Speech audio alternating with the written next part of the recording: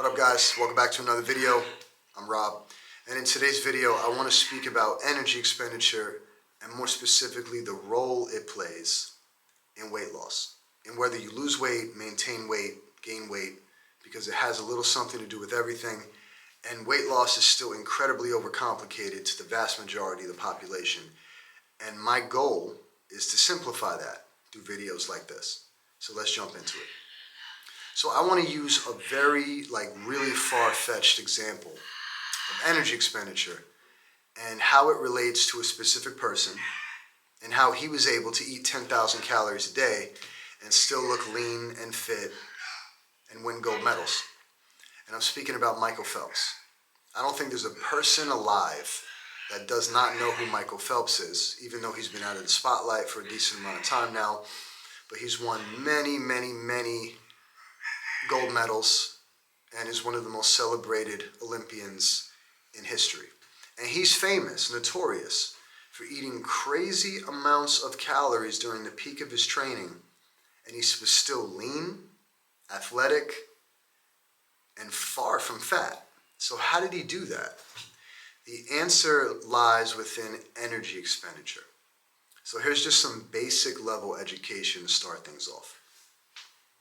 There's something called a basal metabolic rate, which in layman's terms is basically your cost to be alive.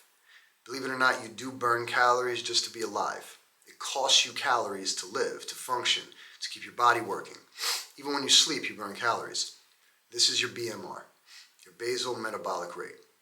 Then you have something called your total daily energy expenditure, which is your TDEE, which is a combination of your BMR and your activity level for the day. That gives you your total daily energy expenditure. Now in Michael Phelps's case, what was he doing? How is it possible that he could consume 8,000 to 10,000 calories a day for extended periods of time, months and months and months, and still look lean and fit? The key was in his activity level. And this is a really drastic example, but it's an important example because it goes to show it doesn't really matter how much you eat. As long as your activity level is high enough to balance it out, you could still not put on any weight, or you could lose weight. And if it's a little bit out of whack and your activity level falls a little bit short of what your calorie intake is, you'll be in a surplus, a caloric surplus, and you'll gain weight. So even though it's an extreme example, it's a great example because it goes to show that you can eat a tremendous amount of food and still not gain any weight. So let's delve a little bit more into this because Michael Phelps was an animal. He was like half man, half fish, but in regards to how hard he trained, he was able to put away all those calories and still look the way he did and perform at the level that he did. Now, picture like a 6x6 foot table. That's how much space you would need to fill out 10,000 calories of clean food. I don't think you understand how much food that is. It's a crazy amount of food. He likely wasn't eating all clean food, but it was probably a lot of clean food. And there was probably some mixture. I hear like he ate some pancakes and stuff and whatever. It doesn't really matter the amount of food you eat. I'm just trying to get you an idea of that amount of food. 10,000 calories of clean food is an astronomical amount of food. You could also consume 10,000 calories of garbage relatively easily, and it would probably not be that much food. You can go to McDonald's twice a day, get a couple of meals, and it's not that much food, and you would surpass 10,000 calories. So it doesn't really matter the type of food. We're just speaking about calories in general. Weight loss is all about calories in and calories out. If you take in 10,000 calories a day, using this extreme example, and your activity for the day is burning 10,000 calories worth, then you're not going to lose or gain any weight. You're going to stay the same.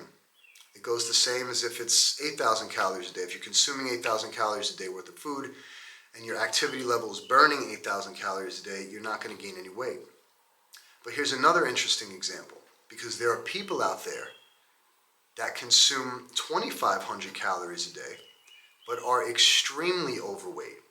How is it that they're consuming so many fewer calories but are still that much heavier than, let's say, somebody like Michael Phelps? It still comes back to activity level, which is why I wanted to use this example. If someone's basal metabolic rate is 1200 and they're consuming 2800 calories a day, that means there's a 1500 calorie difference in how many calories they're taking in as to how many calories they're putting out. Over time, if you day after day after day after month after year are in a 1500 calorie surplus, you're going to continue to gain weight and get fatter and fatter and fatter. That's just how this works.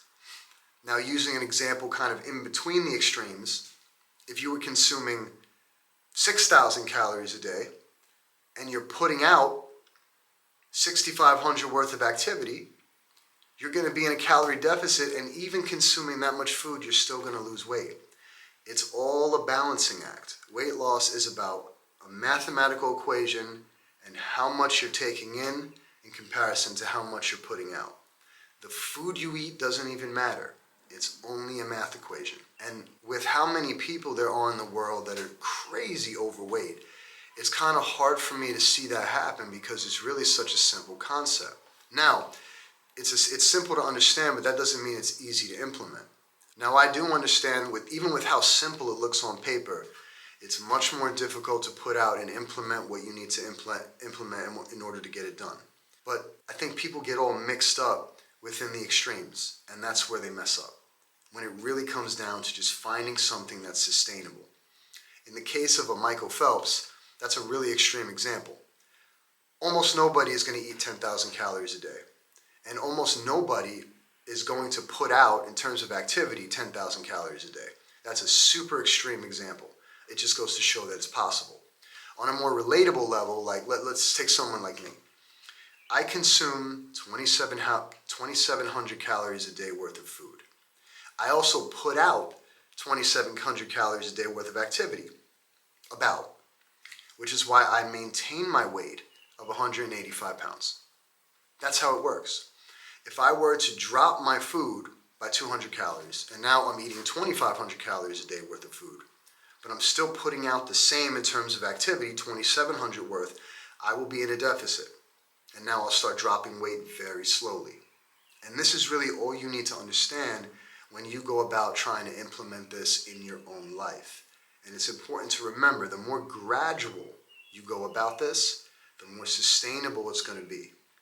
Now, there are other things you need to look at.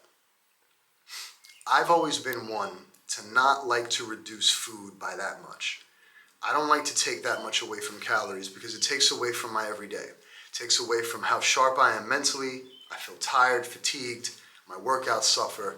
So I don't really want to take much away from my food, and I do at times, but not much. A couple hundred calories at most.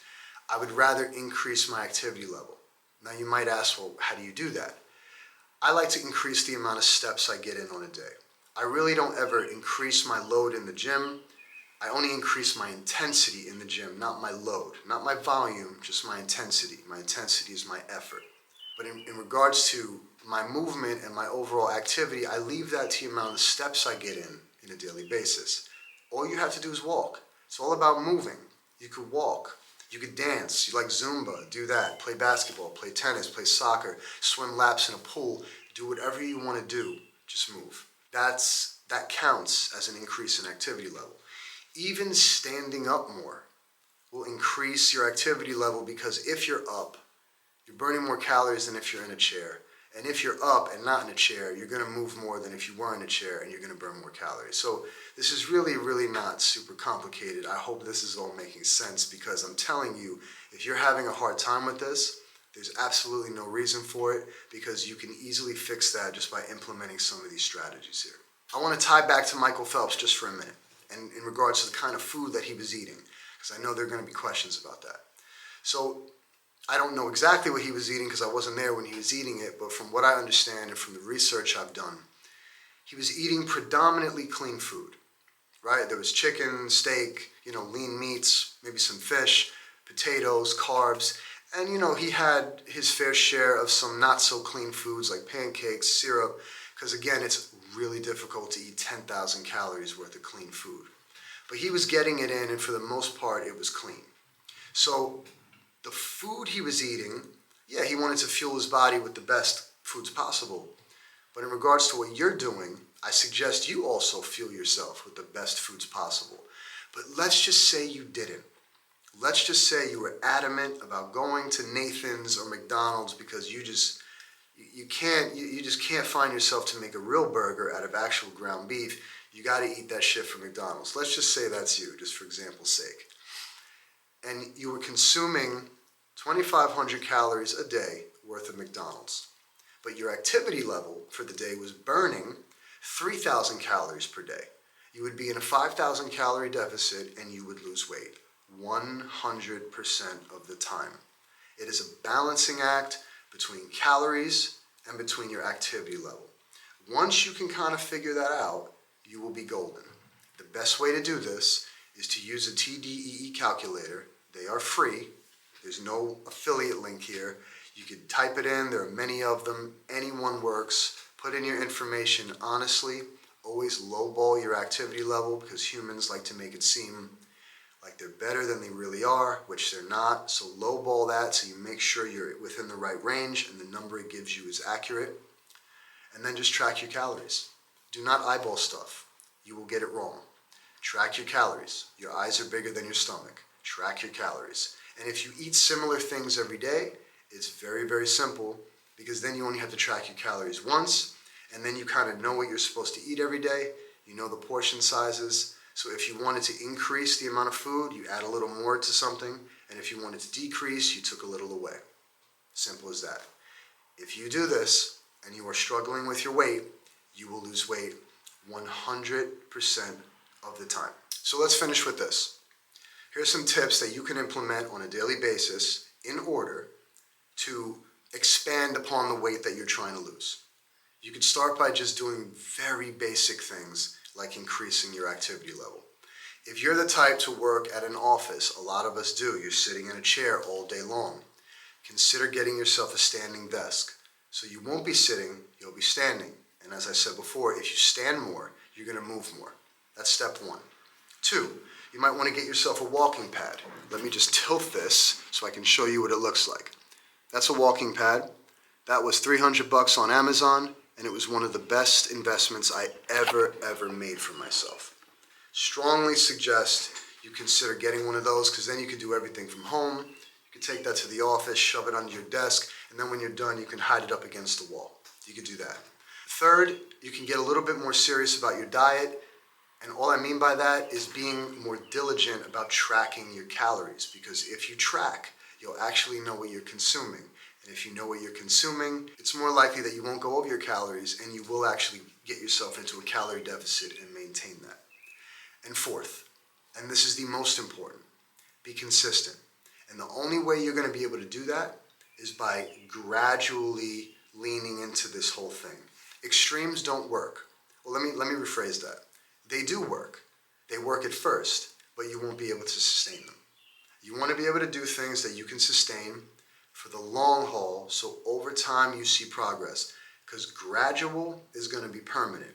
Anything that happens too quick, you're going to end up binging and you're going to lose all of your progress. I've seen it with myself. I've seen it with my clients. I've seen it with countless people over the years. This is just what happens. Gradual, 80-20, that's all you have to do and you'll be okay. If you guys watched to the end of the video, I really appreciate that. And if there are any questions you have regarding weight loss, weight gain, muscle gain, exercise selection, anything your heart desires, drop it in the comments below and I'll get back to you. Consider liking the video, maybe sharing it with a friend, and I'll see you guys in the next one.